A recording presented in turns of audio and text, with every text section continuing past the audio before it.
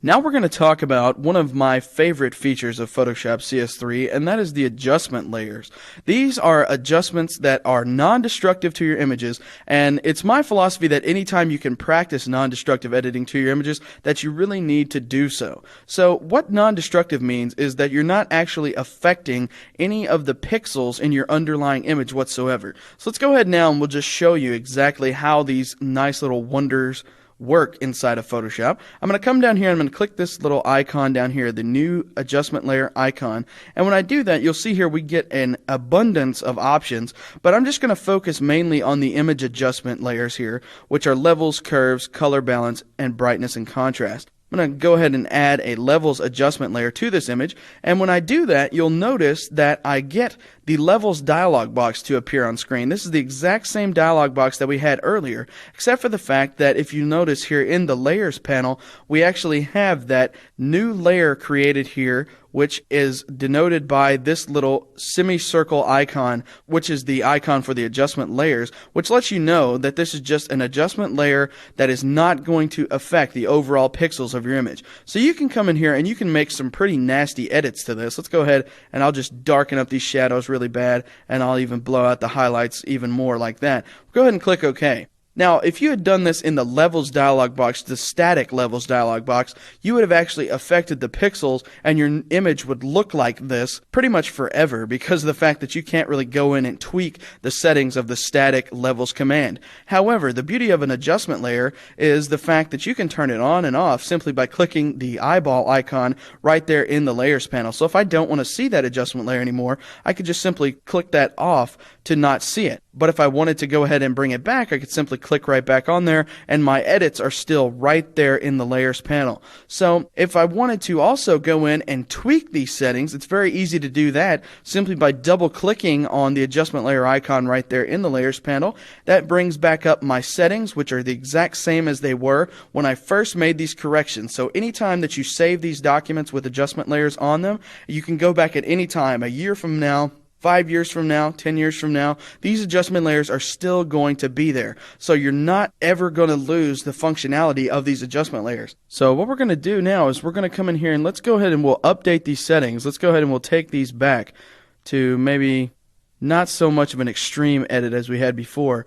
Let's bring back some of those highlights and some of those shadows here. Maybe increase it just a little bit more, and we'll go ahead then and we'll click OK. And when I click OK, you'll see we automatically update that, and we've still got that levels adjustment layer there, and our original layer is unscathed underneath there. So you're not ever affecting those pixels, so you always have the ability to go back to your original image at any given time. So that's the magic of these adjustment layers, and you can see how unbelievably useful these things can be. Let's go ahead and we'll get rid of this levels adjustment layer here, and let's take a look at some of the other adjustment layers that we have down here inside of the adjustment layers panel. So what we have is we have the ability to utilize curves, which is very helpful, as we've already seen how to use curves and how to adjust the overall tonality of the image using curves. So you get that exact same dialog box with all those options, except this time if you happen to make an edit, let's just make one really quick here. Let's edit the curve just a little bit, and we'll increase the contrast of this image just a little bit like that. Go ahead and click OK. There you see we get that nice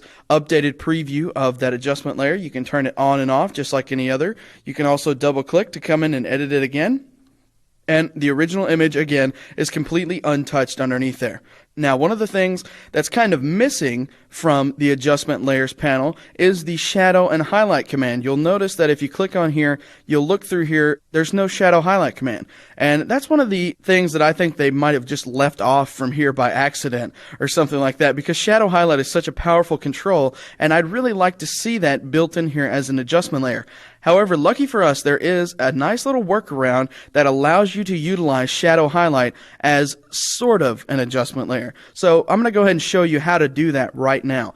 I'm going to go up here in the layers panel, and I'm going to right click on the background layer. I'm going to go ahead and select Convert to Smart Object. And what that allows me to do now is it allows me to run filters and certain commands on this image in a non-destructive manner, and it's just going to add them as a little sub-layer portion down underneath here. We're going to talk a little bit more about smart filters in a later chapter, but for right now, this is how we need to go ahead and start the process of using shadow highlight as sort of an adjustment layer type edit. So now what I can do is come back up here to the image menu.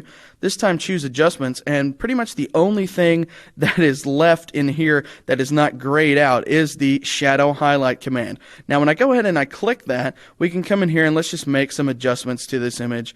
Just really quick, we'll just make some adjustments, not really paying attention to what I'm doing here, just giving it a little bit of difference from the original image. I'll go ahead and click OK, and now you see here that I get that new portion of this smart filter layer down here, and I have the shadow highlight layer right here. And if I want to go back in and tweak that setting, I simply double click on the name shadow highlight. I can come in then and I can change any number of these settings I want to here. When I click OK, it auto updates right there in the image window. I also have the ability to turn this on and off by toggling that little eyeball right there. And then one of the greatest parts about this is the fact that I have the ability to mask out certain areas. So if I find that I'm clipping the shadows in one area in particular, but yet I'm opening up the shadows in another area, and I want to mask out one of those areas so that it looks more even, I could do that simply by clicking on this layer mask here, then using my brush tool and switching my foreground color to black. I'm just going to hit the D key on my keyboard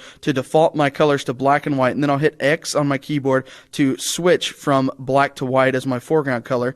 And what I'm going to do is I'm going to brush out some of these areas here just to show you how you can utilize this mask really quick. So I'm just going to brush out here some areas here. There you see I'm bringing back the original tonality of some of these portions here as I paint through here. Now we didn't make a real extreme adjustment, so it's going to be a little bit difficult to see exactly what we're doing here. But if I go ahead now and let's turn the mask on and off here, here's the mask off and here's the mask turned on, you see there that we've made some pretty significant changes simply by brushing those areas out with our brush tool. So this is actually even a more powerful way by utilizing these new smart filter capabilities here, but you're also getting the shadow highlight command as sort of an adjustment layer here. This is just like a little workaround until they finally add shadow highlight to this.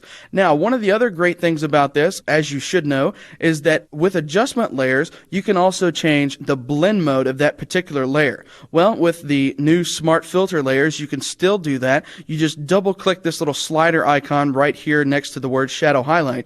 And when you do that, you'll bring up the blending options for this. And so you're essentially changing the blend mode of what would be an adjustment layer. In this case, you're just changing it as a smart filter layer. So for instance, if you wanted to change this blend mode to multiply, you could do so simply by changing that blend mode right there. Click OK. It will automatically update right there in the image window. And at any time you needed to go back and change that, you could do so simply by double clicking on that icon. And then if we wanted to change it back to normal, we could do so like that. So this is just how to utilize the adjustment layers in Photoshop CS3 and also how to kind of work around one of the little hindrances that Adobe has put in our way. But overall, these are some great non-destructive edits and an amazing way to edit your photographs. Okay, just to recap now, we should now have a better understanding of how to read our histogram so that we understand how the tones of our images are distributed throughout the photograph. We should also now know how to enhance using both the levels and curves command and how all of those controls work. And then we should also have a great understanding for how to utilize the shadow highlight command to better open up the shadow and highlight areas of our image and gain a little bit more control over the overall tonality. And then we also took a look at how to utilize the adjustment layers in Photoshop CS3 to practice non-destructive editing to our digital images.